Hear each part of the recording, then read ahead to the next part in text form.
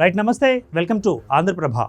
మోసగాళ్లకు మోసగాడి కుర్రాడు స్కామర్ నుంచి 10,000 రూపాయలు వసూలు చేశాడా యువకుడు.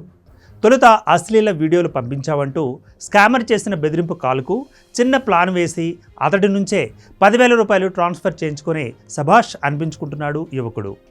₹1,00,000 వస్తుందనే ఆశను స్కామర్కి కల్పించి ఏ విధంగా మోసాన్ని మోసంతోనే ముళ్ళును ముళ్ళుతోనే జయించాడో చూద్దాం. ఆన్లైన్లో మోసగాళ్ల బారిన పడి డబ్బులు పోగొట్టుకున్న వారిని చూశాం. డ్రగ్ పార్సిల్ వచ్చిందని, డిజిటల్ అరెస్ట్ చేశామని బెదిరిస్తూ సైబర్ నేరస్తులు అందరికాడికి దోచుకున్న ఘటనలు వింటూనే ఉన్నాం. కానీ ఓ కుర్రాడు మాత్రం బెదిరింపు కాల్ చేసిన దుండగుడినే ఎదురు డబ్బులు అడిగాడు. సైబర్ దుండగుడి నుంచి 10,000 రూపాయలు తన ఖాతాలోకి ట్రాన్స్ఫర్ చేయించుకున్నాడు. చివరకు మోసపోయానని గుర్తించిన స్కామర్ తన డబ్బులు తనకు ఇవ్వాలని ప్రాధాయపడిన ఘటన ఇది.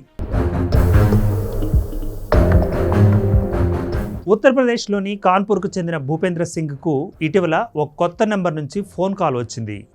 తనను తాను సిబిఐ అధికారినని పరిచయం చేసుకున్నాడు ఆ ఆగంతుకుడు.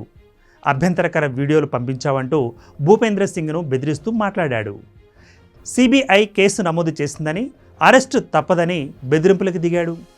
తనకు 16,000 రూపాయలు ఇస్తే కేసు మూసేస్తానని ఎట్టకాలకు చెప్పాడు. అయితే ఇది ఫేక్ కాల్ అని గ్రహించిన భూపేంద్ర సింగ్ భయపడిపోయినట్లుగా నటించాడు. వీడియోల గురించి తన తల్లికి చెప్పొద్దని వేడుకున్నాడు. దీంతో తన పాచిక పారిందని నమ్మిన సైబర్ నేరస్తుడు డబ్బులు ఇస్తే ఎవరికి చెప్పనని, కేసు కొట్టేస్తానని చెప్పాడు. ప్రస్తుతం తన వద్ద డబ్బులు లేవని, కొన్ని రోజుల క్రిందట గోల్డ్ చైన్ తాకట్టు పెట్టానని, దానిని విడిపించి అమ్మేసి డబ్బు పంపిస్తానని నమ్మబలిగాడు.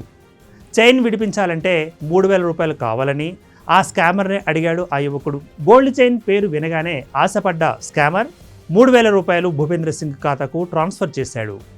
అటు తర్వాత భూపేంద్ర సింగ్ మరో కథ అల్లాడు. తాను మైనర్ని కావడంతో గోల్డ్ చైన్ తిరిగి ఇవ్వడం లేదని తన తండ్రిలా నటించి సదరు వ్యాపారిని ఒప్పించమంటూ తన స్నేహితుడి నంబర్ ఇచ్చాడు. నగల వ్యాపారిగా స్కామర్ను నమ్మించిన భూపేంద్ర స్నేహితుడు తాకట్టుకు సంబంధించిన మొత్తం క్లియర్ చేస్తే ఆ గోల్డ్ చైన్పై ₹1,10,000 రూపాయలు రుణంగా ఇస్తానని చెప్పాడు.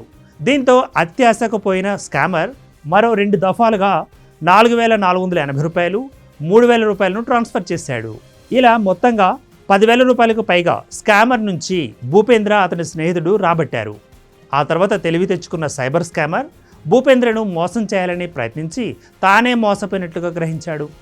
తన డబ్బు తిరిగి ఇచ్చేయమని భూపేంద్రను అతడి స్నేహితుడిని బ్రతిమలాడుకున్నాడు. అయితే ఈ స్కామ్ వ్యవహారాన్ని పోలీసుల దృష్టికి తీసుకెళ్లిన భూపేంద్ర సింగ్ మోసగాడి నుంచి తాను రాబట్టిన 10,000 రూపాయలను విరాళంగా ఇస్తానని మీడియాకు వెల్లడించాడు.